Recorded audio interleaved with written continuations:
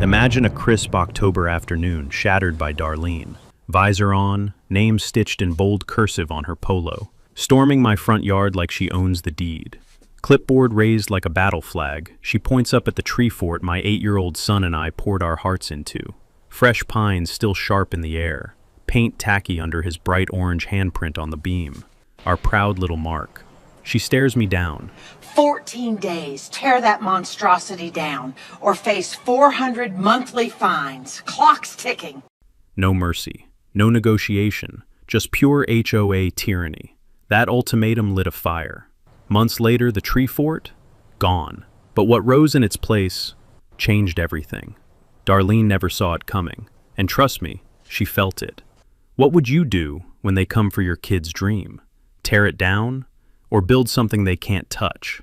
Drop your city, Florida, Texas? Show me you're out there fighting these HOA nightmares. My name is Garrett Holloway, and I want to be clear about something before we go any further. I am not a lawyer. I'm not a contractor. I'm a 44-year-old diesel mechanic from Maple Creek, Ohio, a mid-sized suburb that looks like a stock photo of the American dream. All cul-de-sacs and minivans and people who wave at you from their driveways. I moved here 6 years ago after my wife Renata and I decided our apartment in Columbus was no place to raise our son Cole, who was then 2 years old and already destroying things faster than I could fix them. We saved for 4 years. We bought a 3-bedroom ranch house on Sycamore Terrace, in a neighborhood governed by the Maple Creek Estates Homeowners Association. HOA dues, $175 a month. We read the CC and Rs, the covenants, conditions, and restrictions, the way most people read the iTunes terms of service. Fast, skimming, trusting that nothing crazy was buried in there. Rookie mistake. The neighborhood was fine. The neighbors were mostly fine. The houses were well kept. There was a community pool nobody used after Labor Day, and a newsletter nobody read, except to find out whose dog had been cited for barking. Normal suburban stuff. Darlene Fitch, that Darlene, had lived on Sycamore Terrace for 19 years. She'd been on the HOA board for 11 of them. She was the Compliance and Architectural Review Chair, which is a title that in a functioning democracy means the person who makes sure nobody parks a boat in their driveway. In Darlene's hands, it meant something considerably darker. Total aesthetic control over a 2-block radius, administered with the passion of a general and the pettiness of a hall monitor. I'd had small run-ins with her before. A letter about my garbage cans being visible from the street. They weren't. A verbal warning about a Halloween inflatable that she claimed violated a seasonal display ordinance that, when I looked it up, applied only to commercial properties. Each time, I let it go. Each time, she got a little bolder. Now, I'm not a man who goes looking for fights, but I do believe in the principle that if you let a bully win once, they will come back. Every single time. Cole had been begging for a tree fort since he was 5. We had a massive pin oak in the backyard. Old tree, good bones, the kind of tree that looks like it's been there since the Civil War. And in the summer before 2nd grade, he started leaving drawings of what he wanted on my workbench. Blueprints, in crayon. Little guy even labeled them. Dad's Fort 2, he wrote on one of them, misspelling Dad's in a way that broke my heart in the best possible direction. So we built it. 6 weekends. Him handing me screws while I drove them in with a battery drill that smelled of 3-in-1 oil and metal shavings. The platform was 8 feet off the ground, solid, anchored with lag bolts into the oak's main crotch.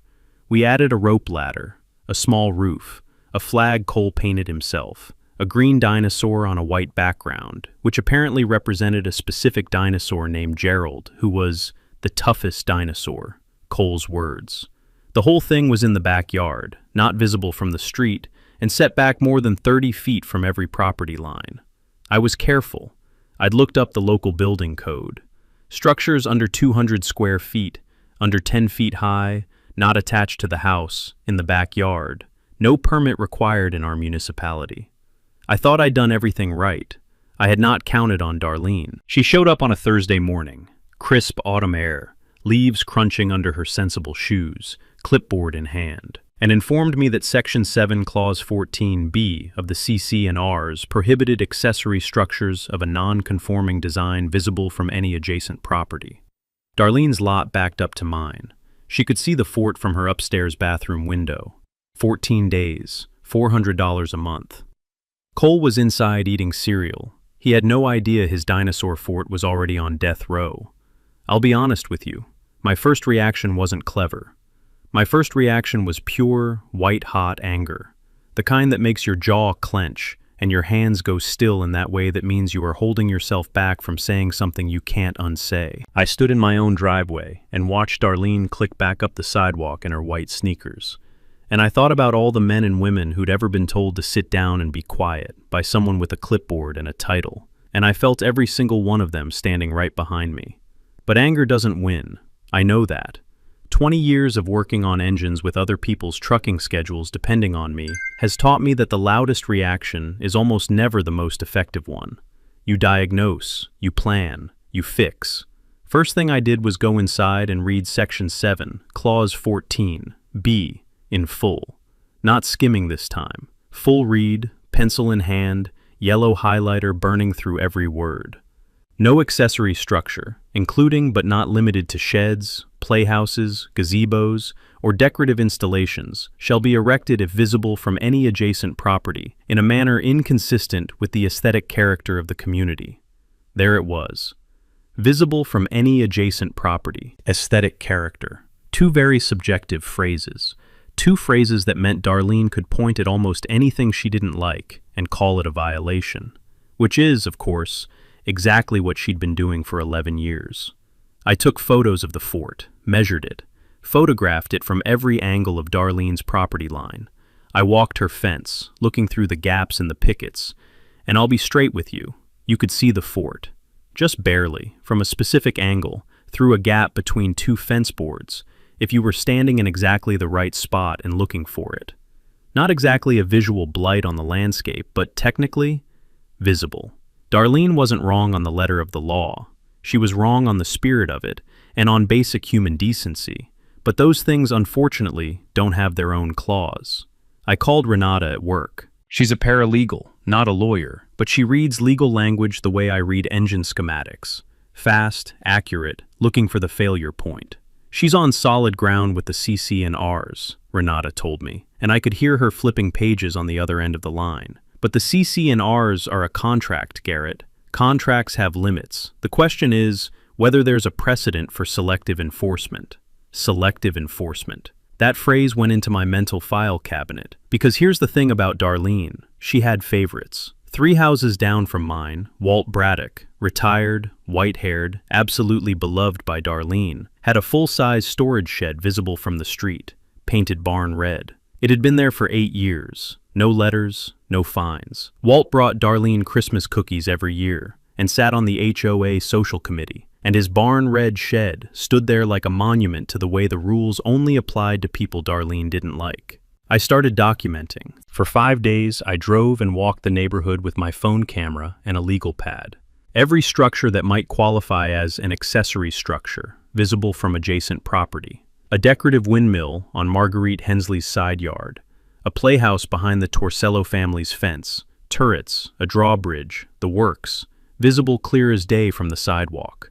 3 sheds, 2 pergolas, 1 gazebo with a string of lights that honestly looked great. None of them had received letters. I cross-referenced by talking to neighbors, casually, cup of coffee style, nothing alarming, asking if they'd ever had any issues with the HOA. The answer was consistent. If Darlene liked you, no issues. If Darlene didn't like you, or if you'd ever pushed back on her even slightly, the clipboard came out. I'd pushed back once. 2 years ago, at an HOA meeting, I'd raised my hand and asked why the pool resurfacing budget had jumped 40% in a single year. Polite question. Legitimate question. Darlene had looked at me the way a cat looks at something it's considering torturing, and said the board would review the matter internally. That was it.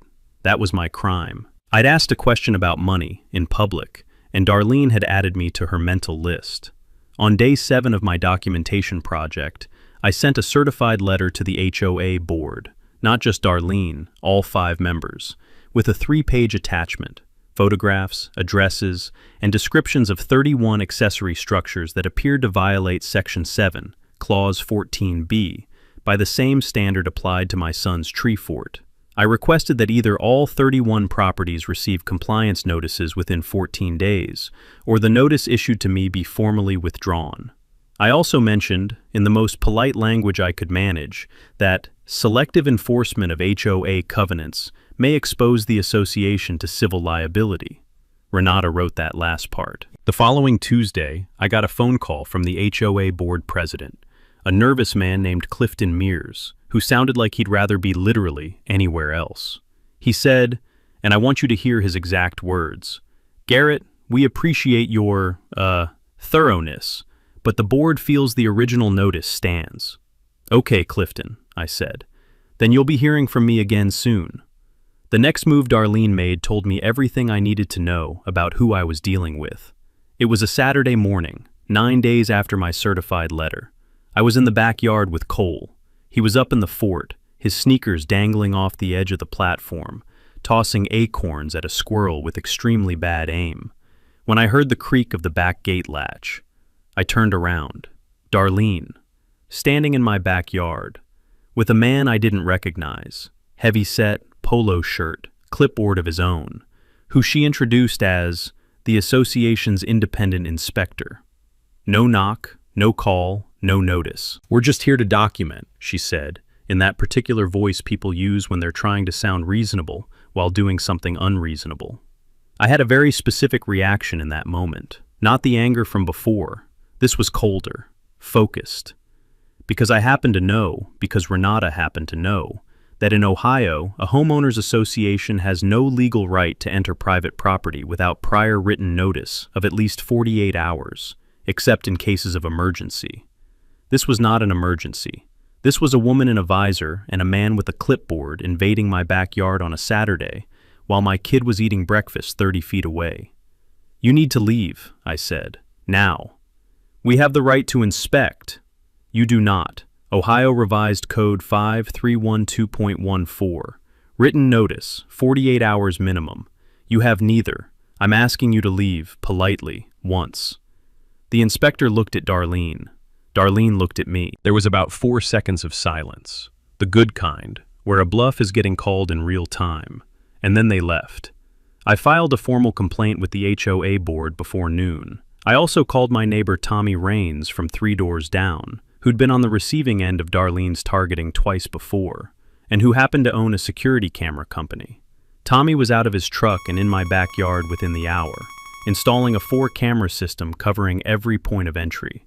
Motion triggered, cloud stored, time stamped. "She comes back without notice," Tommy said, drilling the last mount into the fence post with a satisfying mechanical thwunk. "You've got it all on video."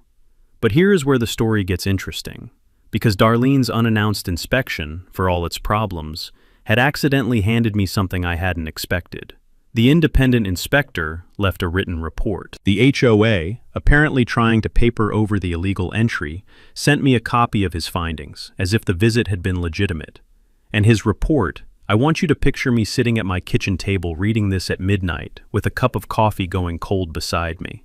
His report noted that the tree fort appeared to be structurally sound, and measured the platform at approximately 200 square feet.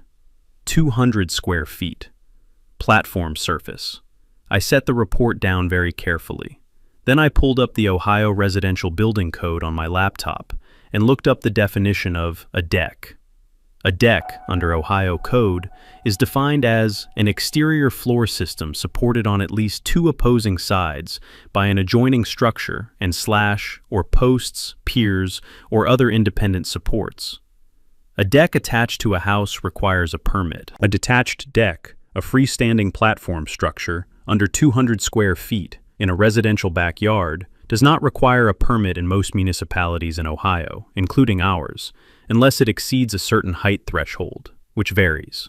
I looked at the fort. I looked at the code. I looked at the inspector's report, which had just officially documented the structure's dimensions in writing for me. A tree fort, legally speaking, is simply an elevated freestanding platform. A deck is a freestanding platform. The difference is largely one of framing, what you call it and what you attach to it. If the tree fort were to be modified, the rope ladder removed, a set of fixed wooden stairs added, railings installed per code, the surface treated as a deck surface, It would, under Ohio code, cease to be a playhouse or accessory structure. It would become a deck. And decks, under Ohio's residential code and most standard HOACC and ours, including, I was about to discover, ours, are classified as permanent improvements to the property, rather than accessory structures. Section 7 covered accessory structures. It said nothing about decks. I didn't sleep much that night, but it was the good kind of not sleeping, the kind where your brain is running so fast on an idea that your body just can't keep up. Darlene escalated next, the way bullies always do when they feel control slipping. She went social. Maple Creek Estates had a community Facebook group, Maple Creek Neighbors Connect, used mostly for lost dog notices and passive-aggressive posts about parking. 2 Fridays after the illegal inspection incident, a new post appeared under a pseudonym account, obviously Darlene's. The writing style was unmistakable. All our community standards and the integrity of property values, suggesting that a homeowner on Sycamore Terrace was refusing to comply with legitimate HOA safety regulations, and that this was affecting everyone's home values. No name. But there were 43 houses on Sycamore Terrace. The triangulation wasn't exactly hard. I watched the comments roll in for about 20 minutes. A few people agreed because they always do. But then, something shifted. Marguerite Hensley, the woman with the decorative windmill, posted, "I got a letter too last year. Mine was about a bird bath." A bird bath. The Torcello family, the Drawbridge Playhouse people, followed. "We never got a letter and our kids' playhouse is twice the size. Something's off here." Walt Braddock, the man with the barn-red shed, Darlene's favorite, commented, "I've had my shed for 8 years with 0 issues. I've always thought the enforcement here seemed uneven, just my 2 cents. When Walt Braddock throws you under the bus, you are cooked in this neighborhood. I didn't respond to the post. I screenshotted every comment. The next morning I sent a new certified letter, this time to the full HOA board and, crucially, to the association's insurance carrier, whose address I dug up from the HOA's own annual filing with the Ohio Secretary of State. The letter laid out 3 things in plain English: the illegal property entry, the selective enforcement documentation, and a formal request that the HOA's compliance actions against me be reviewed by the association's attorney before any further fines were levied. I CC'd Renata, listed in the letter as my legal representative. She is a paralegal, not an attorney, but legal representative is not the same as attorney, and I was careful not to claim otherwise. The effect, however, was immediate. 3 days later, Clifton Mears called again. This time his voice had a different quality, higher, faster, like a man who'd just gotten off a call with someone he didn't enjoy talking to. "Garrett, the board has decided to put your compliance notice on hold, pending internal review." "How long is the review?" 60 days. "Thank you, Clifton." I hung up and sat with that for a moment. 60 days. Darlene had been put on pause. Not stopped, paused. Which meant I had 60 days to convert a tree fort into something that was, legally and structurally, not subject to Section 7 at all. I called a structural engineer I knew through the shop, a guy named Drew Alvarado, semi-retired, who'd spent 30 years building things in Ohio, and who had approximately 0 patience for people who abuse process. I described what I had: an 8-foot oak-mounted platform, 200 square feet, solid construction, good bones. "Can it become a deck?" I asked. Drew was quiet for a second. I could hear him chewing something. "Structurally? Probably. You'd need to bring it up to deck code. Railings, stairs, load rating, ledger board, or freestanding posts. You'd want it to stop being tree-dependent. Use the oak for aesthetics, not structure. Freestanding deck with the tree growing through an opening in the platform. How long? Weekend project, if you already have the bones. Maybe 2 weekends. How much? Materials? Maybe $1,200. I'll come look at it Saturday, charge you for 2 hours of my time. Deal. Here's what I knew and what I want you to know too, because this is important. In Ohio, and in most states, a freestanding deck under a certain square footage, typically 200 square feet, does not require a building permit. Check your local code. This varies by municipality, but the principle holds in hundreds of jurisdictions across the country. A deck is not an accessory structure under most HOA CC and RS, and the HOA's own inspector had just handed me a signed document declaring my platform was approximately 200 square feet. Sometimes the documents your enemies create are more useful than the ones you'd write yourself. The structural conversation with Drew was the piece I'd been consciously building toward. But the real shift, the thing that changed the entire shape of this fight, came from somewhere I wasn't expecting. Renata was reviewing the HOA's governing documents one evening, while I was in the garage cutting cedar boards on the miter saw, sawdust settling on my forearms like pale snow. She came out with her laptop, and a look on her face I recognized. The look she gets when she finds something genuinely surprising in a legal document. The look that's part disbelief and part barely suppressed excitement. She set the laptop on my workbench. "Read this," she said, pointing to a passage. It was an amendment to the CC and RS, filed in 2019. I'd never noticed it because it was buried in the 7th Amendment to the original covenant, which nobody reads because by the time you've gotten through 6 amendments, you've lost the will to live. The amendment added, I'd later learn, after a neighborhood dispute about a pergola 3 blocks over, read as follows. Section 12, Clause 3A. Permanent improvements to residential property that increase assessed value, including but not limited to decks, patios, driveways, and landscaping installations, are encouraged by the association and shall not be subject to aesthetic review under Section 7, provided they comply with all applicable municipal codes and do not encroach on common areas. Read that again. I'll wait. Permanent improvements that increase assessed value shall not be subject to aesthetic review under Section 7. A deck is a permanent improvement. A deck increases assessed value. In fact, according to data from the National Association of Realtors, a well-built deck returns between 65% and 80% of its cost in increased property value.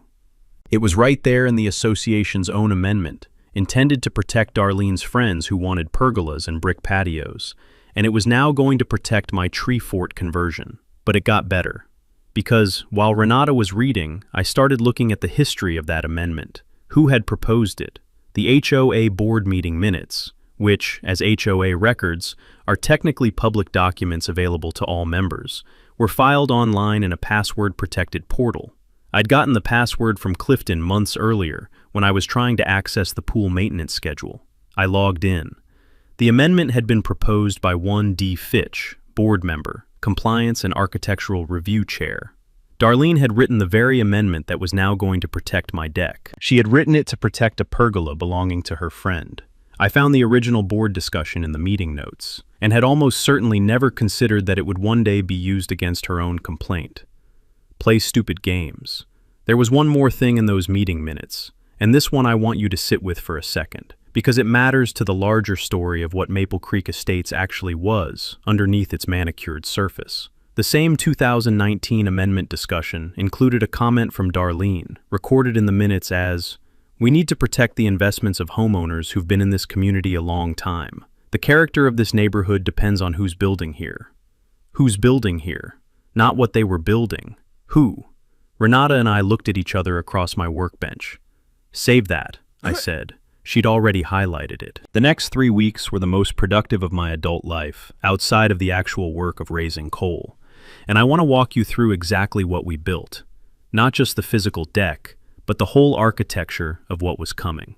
Drew Alvarado showed up the following Saturday morning, thermos of coffee in hand, wearing the expression of a man who enjoys a good puzzle.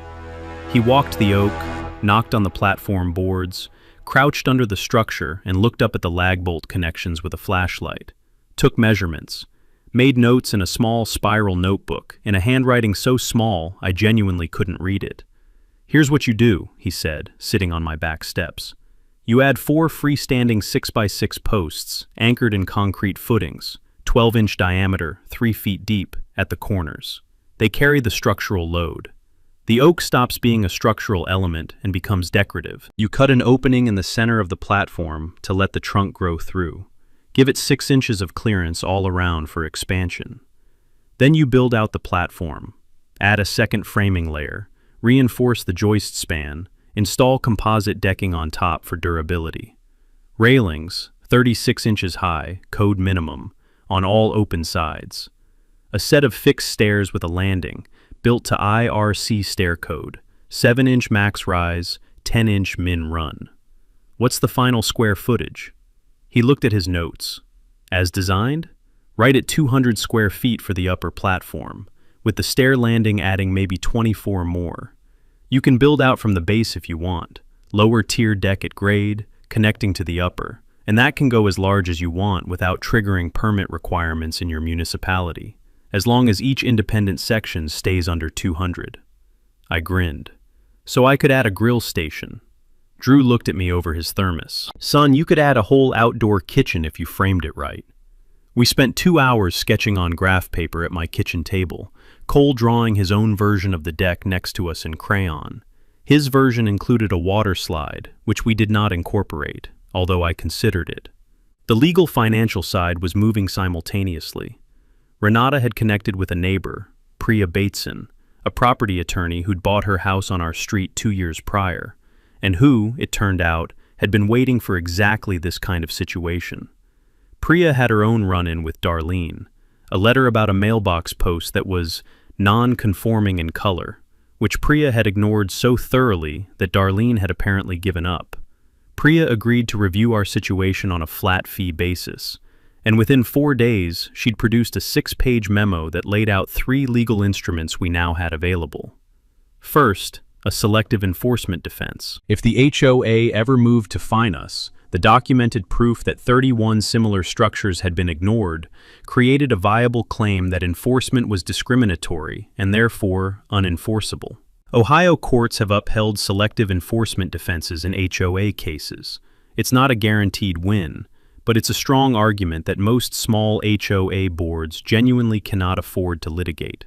Second, the 2019 Amendment Shield. A converted deck, complying with municipal code, explicitly fell outside Section 7's scope under Darlene's own amendment. The HOA would be contradicting its own governing documents to pursue us. Third, and this is the one I want you to remember, Priya flagged that the illegal property entry constituted a potential violation of Ohio Revised Code 2911.21, criminal trespass, as well as a civil claim. We weren't going to press criminal charges. That wasn't the goal. But the incident was now formally documented and could be introduced in any subsequent legal proceeding to establish a pattern of bad faith harassment.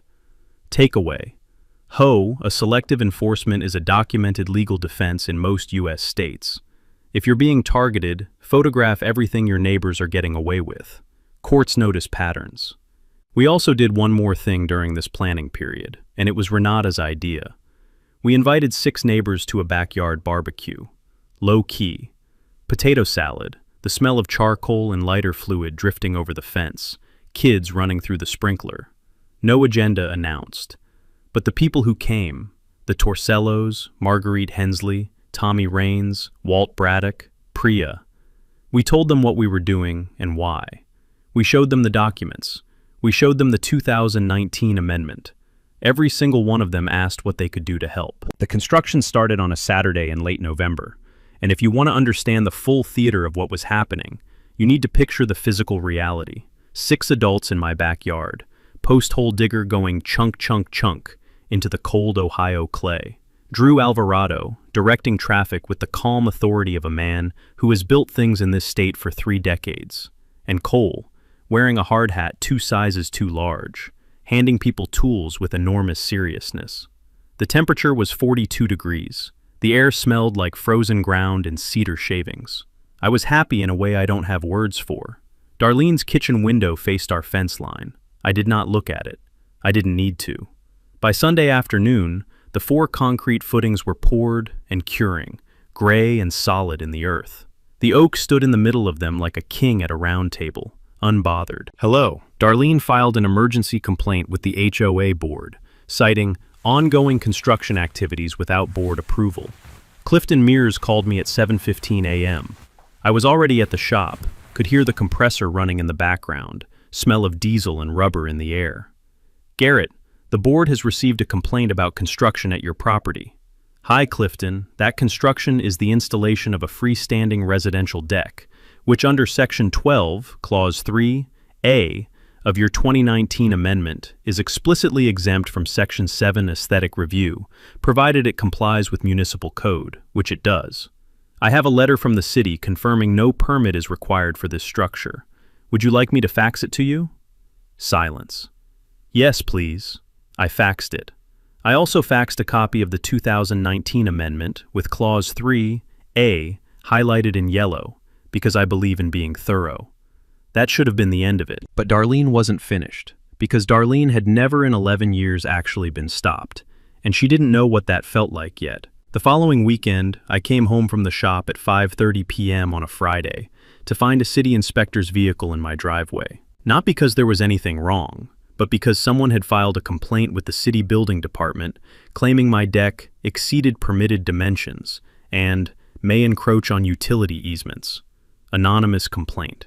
The inspector, a tired-looking man named Gerald Spears, who had the energy of someone in year 27 of a job he no longer loved, walked the site, measured, checked the utility easement maps, and spent about 11 minutes confirming that the deck was 200 square feet, correctly set back, not over any easements, and required no permit. He handed me a form. You're clear. Whoever called this in wasted your time and mine. Any idea who called it in? I asked. He looked at me with the flat expression of a man who'd been around this block. I can't say, but it's the third call we've gotten about this address in 2 weeks. 3 calls. Someone was burning their relationship with the city building department to harass a guy building a deck. I thanked him, walked him out, and before I'd even gone back inside, Tommy Raines, who'd seen the inspector's truck from his driveway, was already texting me.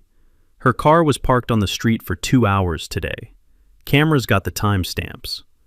I should tell you that somewhere in this period, I started feeling something shift in the neighborhood. Not dramatically, not like a movie where everyone suddenly stands up and cheers. More like the quiet accumulation of people who'd been holding their breath, slowly deciding to breathe again. Marguerite brought Cole a plant for the deck. The Torcellos offered to help with the railing installation. Walt Braddock walked over one evening and stood at my fence and said without any preamble, "I've been watching what's been happening on this street for a long time, and I'm sorry I didn't say anything sooner." Walt was 71 years old. He'd seen a lot of things he hadn't said anything about. No apology needed, Walt, I told him. He helped me hang the string lights. The deck was finished on the first Saturday of December. Cedar boards, warm reddish-brown in the winter light, the oak rising through the center platform opening like a monument. String lights, a grill station on the lower tier that Drew and I had framed in with composite lumber, and a granite-look countertop from a salvage yard. Total cost for the countertop, $60. Railings at 36 inches, code-compliant, with decorative spindles Cole had painted orange, because Gerald the dinosaur's favorite color is orange. We were eating dinner out there in 40-degree weather, with space heaters and blankets like absolute lunatics, and I don't think I've ever enjoyed a meal more. The HOA's 60-day compliance review had run out. The board had not issued any new notices, I believe because Priya had sent them her 6-page memo with a politely worded final paragraph, noting that any further action would be responded to with a formal selective enforcement complaint, and a demand for all HOA meeting minutes and financial records going back 5 years. Financial records going back 5 years. That one had given Clifton Mears a very specific kind of pause that told me there was something in those records that he did not want me to see. But Darlene had one more move, and I'll give her this. It was bold. The annual HOA meeting was scheduled for the 3rd Thursday of December, the meeting where board positions are voted on and the budget is approved. Darlene, I would later learn, had spent the week before that meeting making phone calls to neighbors she'd cultivated over the years, asking them to attend and vote down any new business that challenged the board's authority. She had also apparently reached out to 2 local real estate agents, people who'd sold houses in the neighborhood and had a financial interest in the HOA maintaining stability, and asked them to speak at the meeting in favor of tightening enforcement.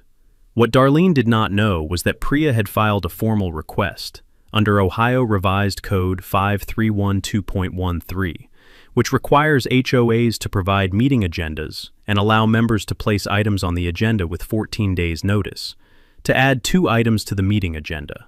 Item 1, a formal review of the association's enforcement practices and compliance with Ohio law. Item 2, a motion to amend Section 7 to include explicit definitions of aesthetic character to prevent selective application. Both items were legally required to be on the agenda. Clifton had confirmed it in writing, with the tight, pained formality of a man sitting on a grenade.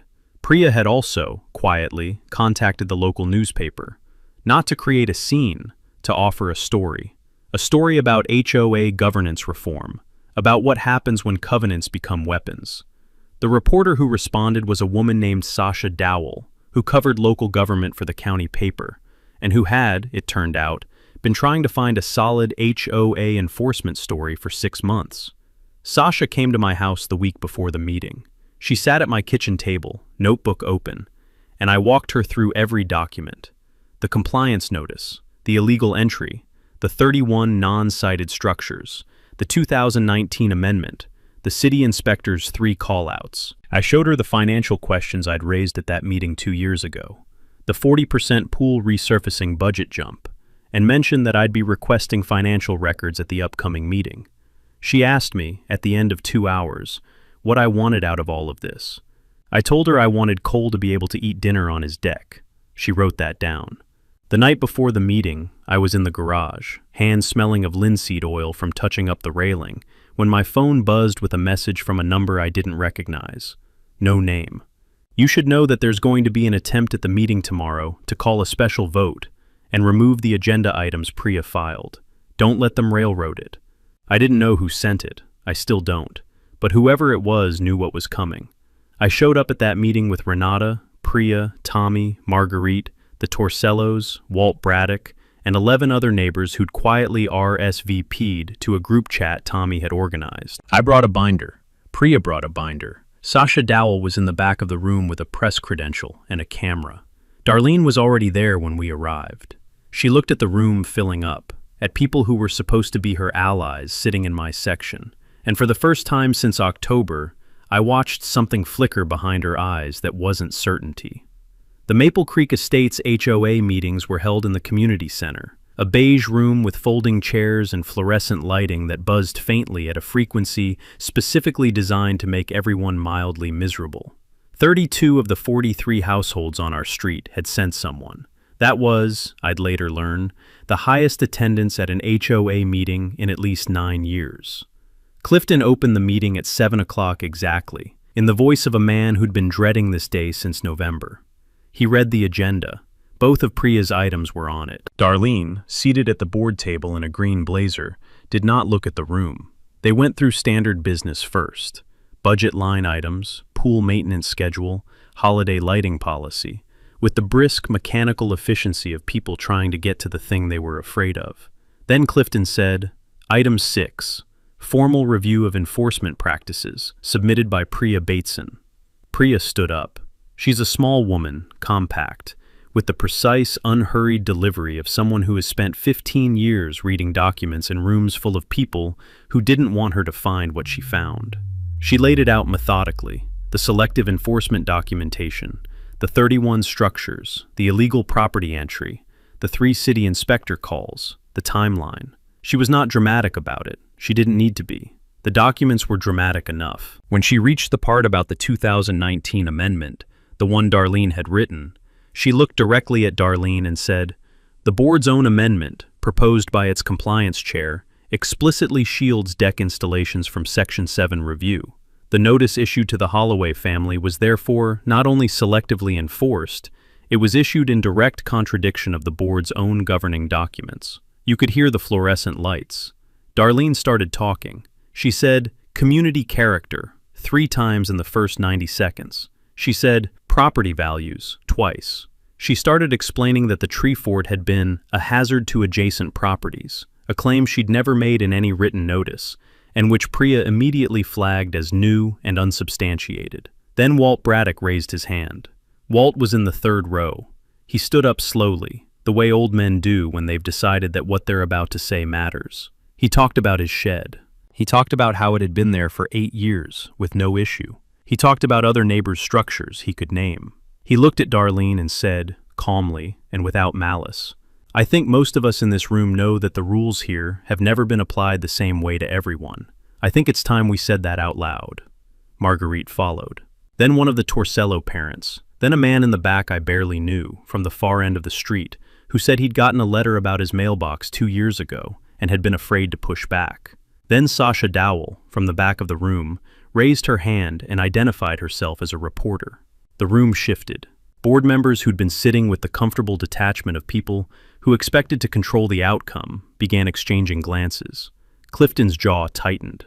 One board member, a woman named Harriet Voss, leaned away from Darlene as if proximity had suddenly become a liability. I hadn't said a word yet. I stood up last. I didn't use legal language. I didn't have a binder in my hand. I talked about Cole. I talked about the morning he handed me that crayon blueprint with Dad's Fort 2 written on it. I talked about what it means to build something with your kid, and what it means to have that thing threatened by someone exercising power they were never supposed to have. I talked about the other families in this room who'd gotten letters, who'd felt the same way, who'd thought they were alone. This neighborhood, I said, is better than what's been done in its name. Darlene attempted to call for an adjournment. It failed, 21 votes to 7. The vote on Priya's first agenda item, a formal censure of the enforcement practices documented in her presentation, passed, 24 to 6. Board members Harriet Voss and a man named Dale Pruitt voted with the residents. The vote on the second item, mandating written objective criteria for Section 7 enforcement, passed unanimously. All 5 board members, including Clifton, voted yes. Darlene did not vote on the second item. She'd left the room 2 minutes before the vote. Sasha Dowell's article ran the following Tuesday. The headline, HOA enforcement dispute leads to governance overhaul in Maple Creek Estates. It quoted Walt. It quoted Priya. It quoted Cole, who, when Sasha asked him what he liked best about his deck, said, "You can see the whole yard from up there, and also Gerald's up there." Gerald the dinosaur flag was, in fact, still flying. I'd left it there on purpose. In January, Darlene Fitch resigned from the HOA board. She cited personal reasons in a 2-sentence email to Clifton, which was shared with the community in the February newsletter with no additional comment. The following month, the board elected 2 new members, Priya Bateson and Tommy Rains. The HOA announced a full audit of financial records going back 5 years, conducted by an independent CPA firm. The pool resurfacing anomaly, that 40% budget jump I'd asked about 2 years earlier, turned out to involve a vendor relationship that the board's attorney described in careful, bloodless language as requiring further review. I will leave that thread for you to pull. The enforcement procedures were rewritten from scratch. Section 7 now requires photographic documentation, a written description citing specific language from the CC and RS, and notice to all board members, not just the compliance chair, before any compliance action is issued. Violations have to be documented across the entire neighborhood, not selectively. The new rules were sent to every homeowner with a cover letter, signed by the full board. It's not perfect, no system is, but it's better, and better is worth something. Cole's deck, because it is his deck, make no mistake, became the social center of the Holloway household.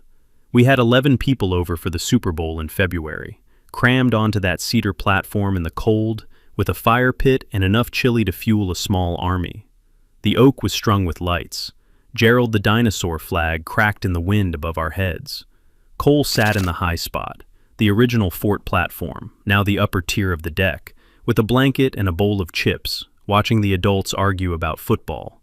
And he looked so specifically, completely at home, that I had to turn away for a second. Renata squeezed my arm. There's a thing about fighting back that people don't always tell you. It doesn't end the moment you win. The relief takes a while to arrive. You've been in a particular posture, defensive, watchful, documenting everything, and it takes time to uncurl from that. Some nights in January I still found myself making notes, out of habit, before I remembered that the notes weren't needed anymore. But here's what I want to leave you with, because this story isn't actually about me. In March, Priya and Tommy proposed, and the board approved, the creation of a Maple Creek Community Fund, seeded with a portion of the HOA's administrative reserve budget and open to annual contributions from residents. The fund's first initiative, a small scholarship program for Maple Creek students heading to vocational programs or community college, with priority given to students pursuing skilled trades. The first recipient, announced in April, was a kid from the next street over who was going to Columbus State to study HVAC technology. I wrote a check. It felt like the right thing to do with money that had never been spent on a fine. Sasha Dowell wrote a follow-up piece. It ran in 3 regional papers, and the deck is still standing. Drew Alvarado came by in the spring to see it in full leaf. The oak branching out above the upper platform, throwing shade over the grill station, roots running deep into that Ohio clay. He stood there for a minute with his coffee, looking at it, and said, "That's a good deck, Garrett. It really is."